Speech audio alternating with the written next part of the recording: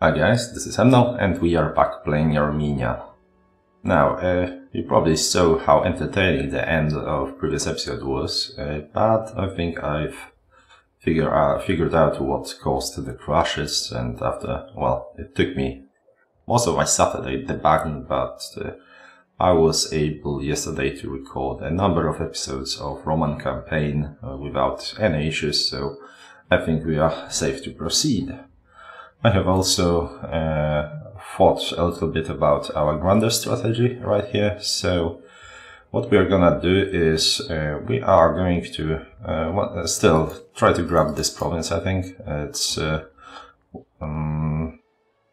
decent idea to have that, since it's a small province. Let's just what is it, five cities, and this is a mountain pass, so it would be nice to control it. Sure enough, this, if we take a look at terrain, this is also a mountain pass, so we could like build a fort here, but I mean, it's one already there, so we might as well. And I think we are gonna also grab those two cities right here. And after that, we are gonna go for a quick next war. If you recall, those Albania and Atropatene are at war with Seleucids, which weakens them a little bit. So depending on what happens, we are either, if this war ends, we are gonna go against Atropatene and knock them out real quick for Seleucids not to eat. Or we will go against Iberia, who are allied to Albania, and we'll try to grab as much of that territory as possible. Idea is that we want to get a little bit of aggressive expansion fairly early on, and then chill a bit and just stomach it all and get our culture going and whatnot. Of course, the different culture here won't be that much of an issue quite yet, but yeah, better be safe than sorry. Now, to do that, we will to grab as much land as possible in those two wars. We will have to switch our diplomatic stance to bellicose, especially here. If you take a look, so if we wanted to take all of that country, it would cost us 126 points, which is, well, too much. Was it 126? This one, it was 126. Alright, we are already like trapeze, no. Okay, reset. And check. So that's 22, and that will be another few points. Right there, I think it adds up to 126. And unless we are talking paradox math here, the minus 20% from bellicose stance will not help us, because I mean it will 20% from our 120 is 100. Is, you know, 24, so that will go like 24, maybe 25, not 26. There we would have to, but well, who knows. So we are gonna give up this single city right here, and we'll be good. We don't, I mean, it would be nice to have it, but someone's already building a fort like next to it. And since this also is a mountain province, we might as well build a fort here, which would defend us from approaches from both sides, since this borders this province. This is actually a better defensive position from there, because enemies would have to go through two enemy mountain forts to be able to reinforce this, while we will be able to just sit in a non-mountain province as far as our reinforcements go. So I think it's beneficial. Not so beneficial here. It's, I mean, okay, well, I mean, using that thinking, this would be better. And as far as Can I look at it? I can. So, as far as types of resources and whatnot, this is basically the same, because this and this province both have wild game, and in both cases that would give us a surplus in the province. So same difference, really. How many people are there here? Well, I guess we'll know once we finish that. So either way, let's start off by switching to the bellicose stance. We'll save up a little bit on fabricating claims later as well, and actually check if how that turned out here. So let's reset. Right, 2, 3. Cannot select that one yet, but how much would it be if we went this way? Okay, so with that, we could actually take that right now if we wanted to give up on this. Huh. I mean, I don't want to. I do not want to give a fort, so that's to have to build a fort here quite yet, but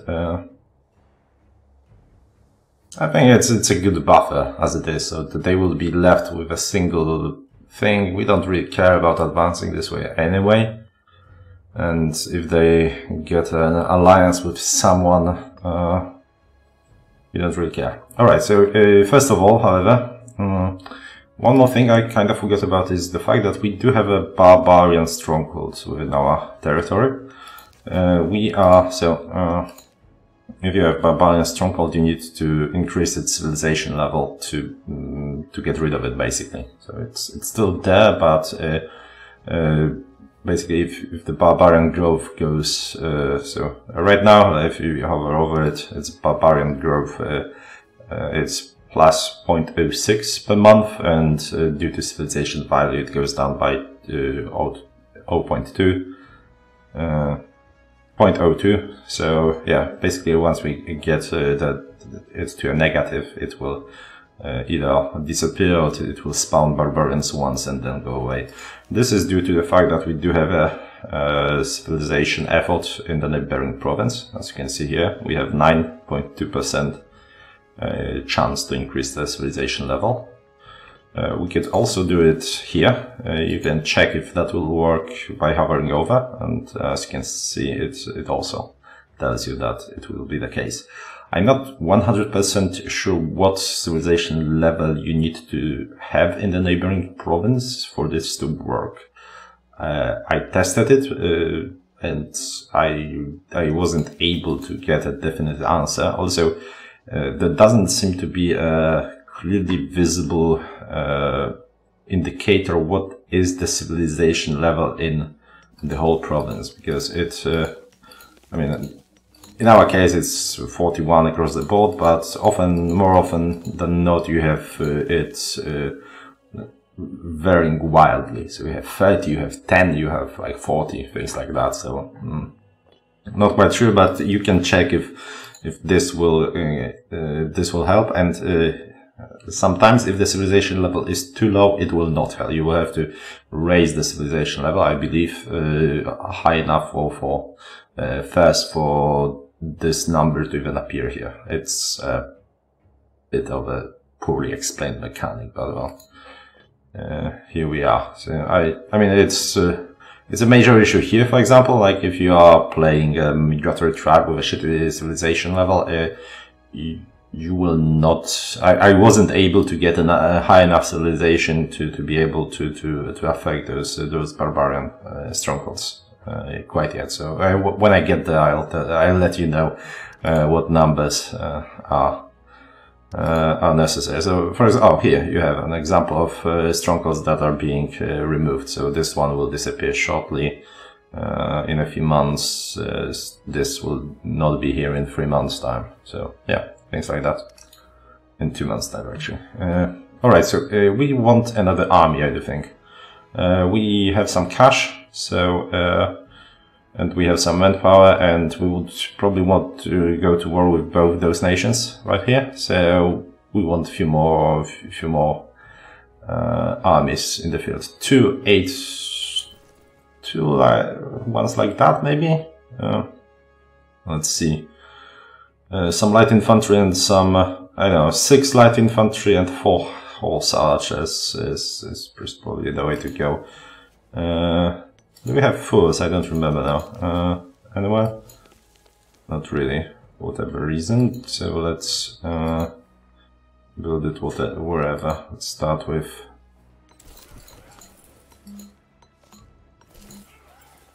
six and no horse archers.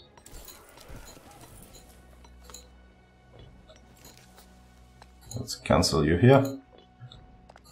I actually want to build everything in a single province.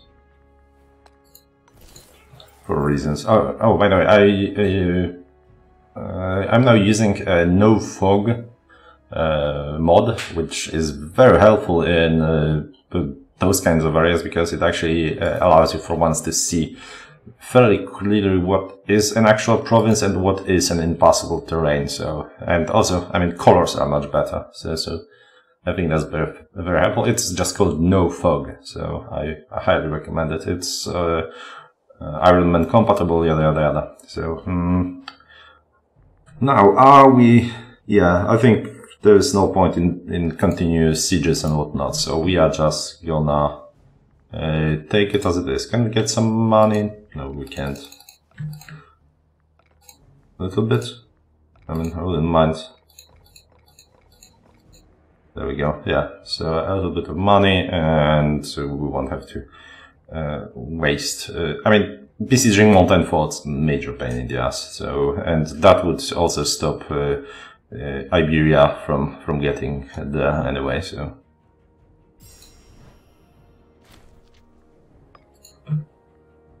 There we go. Now, we cannot afford to fabricate claim quite yet. I think we are. I don't want to sell a city, so it's 180. But we will take this to lower the cost of fabricating claims. It will take a while for it to pay for itself, but I think it's worth in the long term. And right, I think I will take the starting experience. The rest is not that important. It would be nice to get some national tax, maybe military tech investment. We'll have to deal with our research efficiency later. That's probably a thing that we will do after declaring the war here. Once we get some additional oratory power. We will basically upgrade a bunch of freemen into citizens into our main province, starting with actual capital. Yeah, let's get some starting experience for our troops here. Why not? And you can back off. And I wonder if that will result in. Okay, so you guys are actually besieging this, but you are in no position to do anything about it, and we will not allow you to move through. Perhaps those guys will allow them, but who knows. Yeah. Now, let's see. Okay, we need to add a governor. Now, so the interesting thing about putting a governor is that they will decide what kind of policies there will be, but each governor will decide on this. Oh wow, we don't have that many people. Oh damn, and we haven't. So actually annexing them, which we were not able to do anyway, would allow us to get some of their troops, some of the elite. Well, most of their elite for four families worth. Which would give us better, access to more useful people. Oh wow, we are terrible at this, and you are not. I guess we'll have to add. Wow. Okay, Epics of Ghana. So this is actually okay-ish, but the fact that he has just 5 of 5 finesse and 4 zeal is pretty atrocious. So finesse is used for, and he's not a pretender, so that's good. He is from a scorned family, but that will go away. So you are gonna be a governor. All right, and he went all the way with this. So now.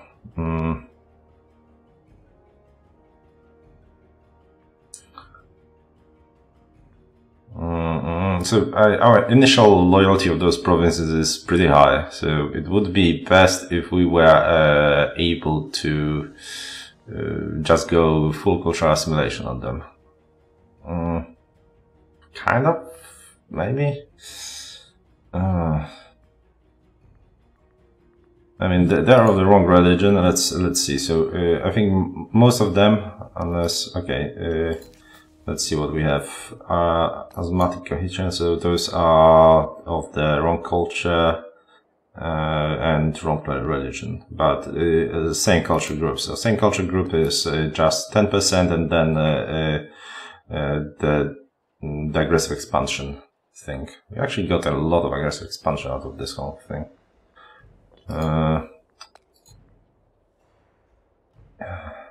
Yeah, so changing the culture much more important than switching the religion. But then again, yeah, our religious unity. So I think we'll have to start with the culture. So I'm not sure if that's if this is an exploit or it is not. But whenever you can. So they get plus 20 loyalty when they are assigned here. So this guy got 20 loyalty. It's never explained anywhere, but that's it. So he got 20 loyalty, and now because of the fact if we take him out of his job, he will lose that 20 loyalty. That's about it. So we can assign and unassign them all the time without much of an issue right now, because there is no timer for it for whatever reason. Not sure if that's gonna stay, but for the sake of showing this off and the way you can, well, let's call spade a spade, abuse it. Let's put this guy in charge for a moment. So you can see that the policies change. We're gonna put this one again, and he's now deciding to bleed those two guys dry, but two of them are cultural assimilation. And once again, let's give it one more go. Well, now everyone is here, and he's at 70 loyalty again. If we assign him here, he is once again at 90 loyalty. So you can you can do that a few times to get the ones that you desire. Okay, let's get like at least two assimilations with this guy in charge, which is I think what we got initially. Sadly we'll have to. Oh Jesus! Now it's not going all that well. This is the wrong guy. 2 assimilations. Okay, and I'm gonna switch this to this one. Oh, this is quite painful here though, and it's only 17% chance to change it, but there are not many people here, so that should go away pretty quickly. And I think we want to save up. I mean, you could probably do it to no end, and at some point it would kick. But let's not do it that much. Okay, let's unpause. Hopefully nothing crashes. Nothing crashes. Good. And you shouldn't be running around.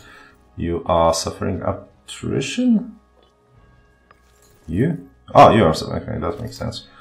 And we can sell some stuff. More move slave cost. Yeah, sure. All right. So it will take us a little bit to get that orator power we need. Yeah, and at the same time we will get those 2 additional armies and regroup the ones we have. Let's see, if we were to advance on Iberia, we can move through here. Through here. Okay, there are many points of advance. I mean, too many, if you ask me. And of course, there's this one, which is guarded by a fort, which we will have to defeat if we want to annex them. Not sure when we will be able to annex them. On the other hand, those guys, which are more dangerous, because they are a tribe and thus have much more cohorts, have only 2 forts, one there and one here. If we take a look, yep, one here, one there. So, yeah, we probably want to focus on them, but we also want to do a pretty quick advance here, so we want many, not so big, but some armies. Well, they are at 18, but they are struggling cash-wise, so yeah, I think we can take both, especially since they are a bit busy fighting the war right here, for the time being at least. So, right, let's move you, I don't know, to the front lines, really. Okay, another problem is we have shitful generals, so that may be an issue, if theirs are good. We can actually see if they're okay. They have 5, okay, no, nothing to write home about. 7, there was like a 9, their leader, so it may be problematic. And okay, so this guy is also here problematic because he's a pretender. I'm not sure what. Alright, I mean, he's a 9, so okay, I think it's alright to have him as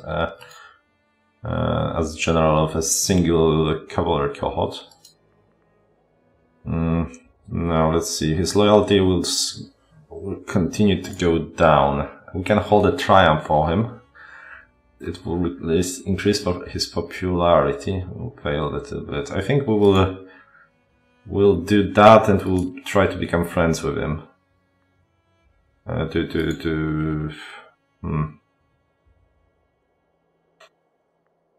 To slightly slow down the speed in which he deteriorates. Actually, okay, so he is a pretender as well. Jesus. The devout and alright, so giving him cohorts that are not loyal. Why him having cohorts? No loyal cohorts here? He has no loyal cohorts, so apparently giving him cohorts increases his loyalty here, which, okay, makes kind of sense. Okay, none of them are loyal to him, which is interesting, but this is gonna change, so we will have some. Okay, he will probably die before we'll have a succession, so it's not that big of a deal. Alright, you, probably wanna march there, but for now let's actually sit here and defend our capital against the barbarians in case they spawn, so. Let's pause, much else happening here, really, you guys can, like, stop.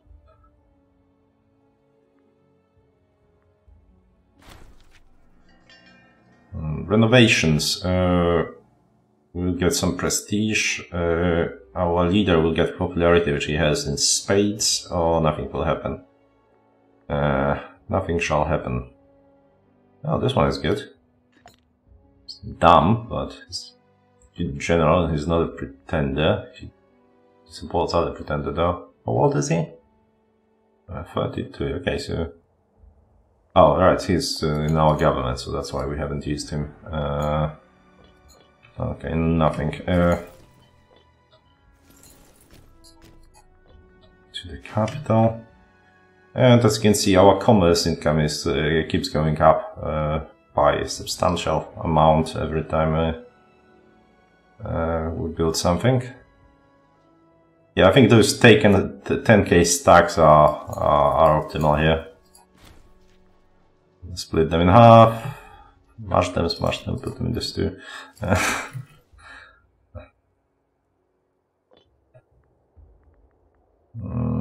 Yeah, I think we are now waiting for 160 to get the. I mean, like for the power gaming, let's call it. Oh wow, we are actually suffering here. That's bad. Okay, let's get out of the bloody mountains, shall we? And yeah, let's like move there or something. Yeah, I kind of wanted to get rid of them just for the sake of coherent territory. But yeah, those guys are more dangerous for sure. The attrition.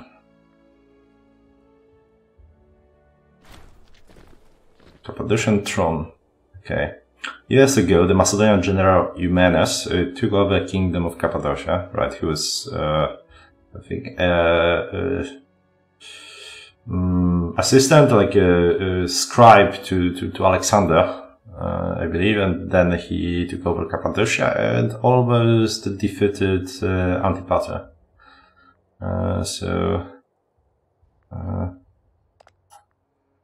Antigonus, I mean Antipater, Jesus. Antigonus, so yeah, that's an interesting character. Okay. Took over the kingdom of Cappadocia from its native dynasty, the Persian satrap Arirates I. Since that time, Arirates' nephew, also named Arirates, has been in our custody. Eumenes has since died and left Cappadocia to Antigonus of Phrygia, who has placed the region under the control of the Macedonian satrap Amytas. Amytas now stands alone and forgotten as Antigonus battled the other successor kingdoms in Egypt and Mesopotamia. You can send him back to Cappadocia. Interesting. So he's a... oh, he's our governor of Albania.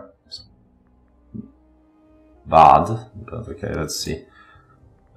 Regions. Yes, so you are governing which? So you are governing this.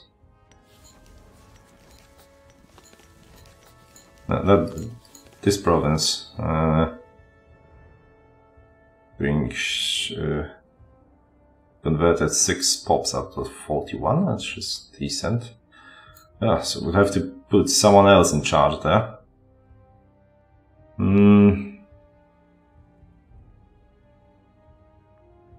Okay, hopefully that's not gonna spell our doom. But sure, let's send him. Like, let's see what happens. Okay, is Phrygia actually at war with someone? Let's start with that. Okay, they are not at war. Okay, so of course, if that means war with Phrygia, we are toast. I mean, okay, we have some mountain passes to defend, but we would be in a bad spot. Okay, let's actually take a look. Okay, there are not, like, even no mountain passes here. We'd have to, I don't know, defend right here, like build forts real quick to defend or something. Oh, that's all pretty scary, but it's an excellent idea, I'd say. Let's give it a go, see how it happens. Okay, we are not at war outright. We need to put a body governor here, though. Where did he come from? I'm confused. Like a moment ago, he's 38, so how come he suddenly appeared here and we only had like 4 people to... I mean, this guy and I just got, you know... Huh. I'm confused. Okay, let's put him in charge here, and... yeah, we're gonna do that till the thing changes to conversion. Don't want to spend another... So we're gonna change to conversion? Ever? Oh, come on. Bleed them dry, really?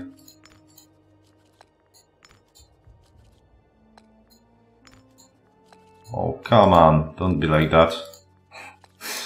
I said I don't want to abuse it, but I really don't want to wait for 10 bloody years to start that another war. Oh, come on.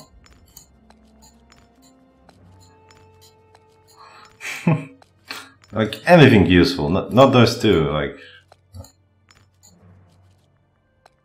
Oh, man.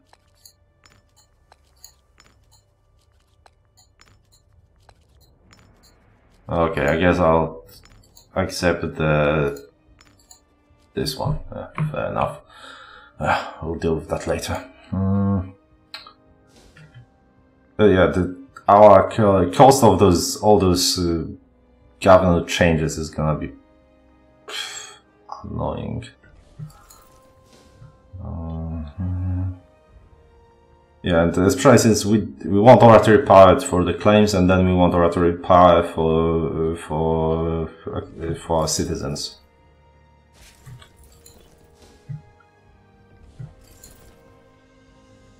Okay, right, we don't want you to... Okay, you, an army, let's stay there, I guess.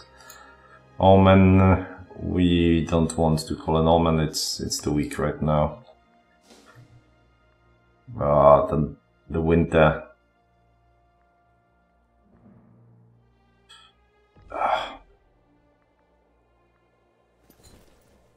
I mean, this annoys me pretty heavily that even in your own territory you are suffering attrition from winter. Come on. Okay, so you just group there. I mean, yeah, I think actually you are probably best staying here so you can advance on this. Okay, so this doesn't block like any other advances inside their territory, so you can. Jesus, I mean, this doesn't really matter, does it? They'll do winter here anyway. We are in February, so that should go away at some point, right? Right. It seems like river valleys are a bit better in that regard. Okay, you can like go sit there. I don't want anything merging into your pretender army. Okay, now let's get some horse archers.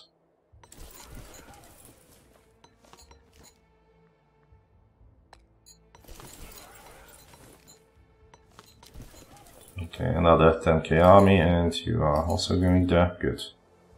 Yeah, we can. Actually, no, I don't think we can afford it, can we? Yeah, those horse archers cost a bit more. I think we kinda need it though, so we'll manage.